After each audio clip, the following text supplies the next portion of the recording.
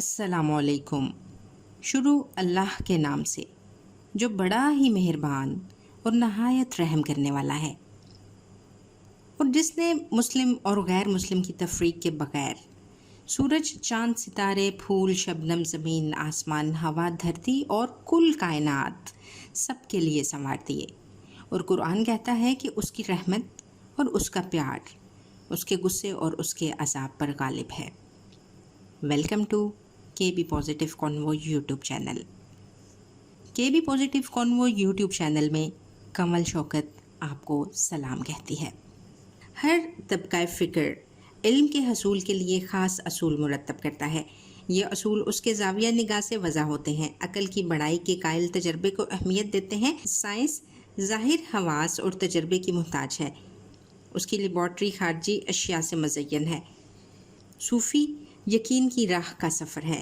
وہ آنکھیں بند کر کے پہلے اپنے مرشد کی بات پر یقین کرتا ہے اور اس کی نظروں سے دیکھتا ہوا ذات کی تطہیر کرتا ہے، پھر دل کی جانب راغب ہوتا ہے اور اسے آئینہ بنانے کا جتن کرتا ہے، جسے صوفیانہ زبان میں ریاضت اور چلہ کہتے ہیں۔ مائی ڈیئر لسنرز، صوفی علم کی 3 سطحوں پر یقین رکھتا ہے۔ 3 منزلیں یا سطحیں علم الیقین، عین الیقین اور حق الیقین ہیں۔ کہیں سے دور اٹھتا دھواں دیکھ کر اندازہ لگانا بلکہ یقین کرنا کہ وہاں آگ جل رہی ہوگی، علم الیقین کہلاتا ہے۔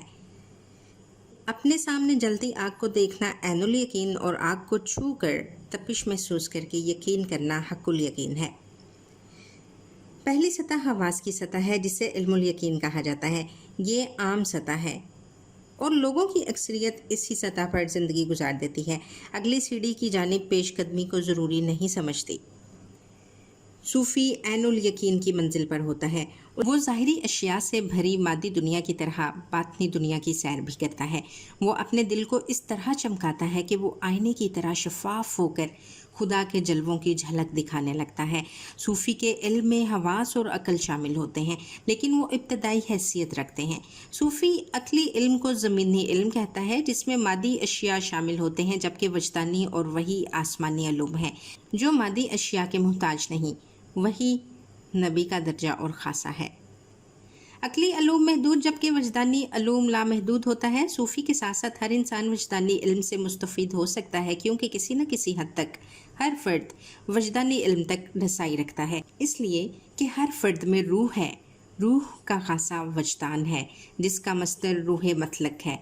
روح انسان کے دل و دماغ اور خواب میں اپنا اثر دکھاتی ہے، وہ اپنی جانب راغب کرتی ہے۔ صوفی کو عطا ہونے والی ولایت خدا داد ہوتی ہے، لیکن فرد کوشش کرے تو وہ بھی ایک خاص حد تک وجدانی راستے پر جا سکتا ہے، جہاں اس پر مختلف راز و اسرار منکشف ہوتے ہیں، لیکن ان کو سنبھالنا، برداشت کرنا بلکہ جذب کرنا اصل مسئلہ ہے۔ یہ رستہ گہری مشقت اور ریاضت کا متمنی ہے۔ یہی وجہ ہے کہ تصوف میں مرشد کی رہنمائی بہت ضروری سمجھی جاتی ہے۔ مائی ڈیئر لسنرز، نفسیات دانوں نے روح کی اہمیت اور رہنمائی کی بڑائی کے حوالے سے بات کی ہے، جیسے یوگ اپنی آپ بیتی میں یادوں، خوابوں اور تاثرات کا ذکر کرتے ہوئے کہتا ہے کہ اسے بہت جلد یہ احساس ہو گیا تھا کہ زندگی کی الجھنوں اور مسائل کا حل روح کے نہا خانے میں پوشیدہ ہے، اور یہ الجھنیں شاید ہوتی ہی اس لیے ہیں کہ انسان سوچ کا زاویہ بدلے۔ یوں عقل اور وجدان 2 طریقے ہیں جن سے حیات اور کائنات کا علم حاصل کیا جا سکتا ہے۔ عقل کی تار کا سرا دماغ اور وجدان کا دل سے جڑا ہے۔ دوسرے لفظوں میں عقل کا آقا دماغ اور وجدان کا بادشاہ دل ہے۔ دل بادشاہ کے پاس لامحدود اختیارات ہوتے ہیں۔ وہ دماغ کی طرح ضابطوں کا محتاج نہیں، بلکہ ضابطے ترتیب دینے کی صلاحیت رکھتا ہے۔ عقل دلیلوں کی الجھی تاروں کو سلجھانے کا جتن کرتی رہتی ہے، اور اس کی حدود محدود ہیں، اس لیے وہ کائنات کی 4 دیواری کے اندر سر کھپاتی بلکہ سر ٹکراتی رہتی ہے۔ عقلی علوم کسبی علوم کہلاتے ہیں، جنہیں سیکھا جا سکتا ہے۔ مائی ڈیئر لسنرز، عقل کو ظاہری حروف اور دیگر اشیاء کی ضرورت ہے، جبکہ وجدان کا علم وہبی ہے، جو روح کے اندر ہے، دل کے اندر ہے، وجود کے اندر ہے، بس اسے کھوجنا ہے۔ عقل کا ادراک حد کا محتاج ہے، دل کا وجدان کسی حد کا محتاج نہیں۔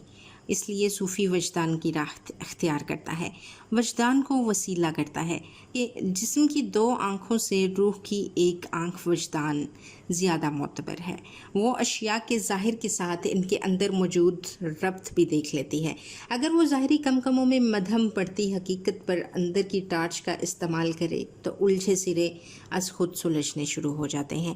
روح نور ہے اور نور طاقت ہے، تاہم عقل اور وجدان ایک دوسرے کی ضد نہیں، دونوں ایک وجود میں اپنا اظہار رکھتے ہیں، مگر دونوں کی حدود اور طریقہ واردات مختلف ہیں۔ انسان صاحب بصیرت اسی وقت ہو سکتا ہے جب وہ ظاہری بصیرت کے ساتھ ساتھ باطنی دانش کو بھی شامل رکھے۔ جناب مولانا روم عقل کو عشق کا ہم نوا کہتے ہیں، لیکن آخری منزل پر صرف عشق مراجمہ ہے۔ مولانا روم عشق اور عقل کا موازنہ کرتے ہوئے کہتے ہیں کہ عقل انسان کی ہم نوا ہوتی ہے، لیکن جب وہ تجھے عشق کے در پر لے آئے تو عقل کو الوداع کہہ کر خود کو عشق طبیب کے حوالے کر دو۔ اپنا بہت سا خیال رکھیے گا۔ اللہ حافظ۔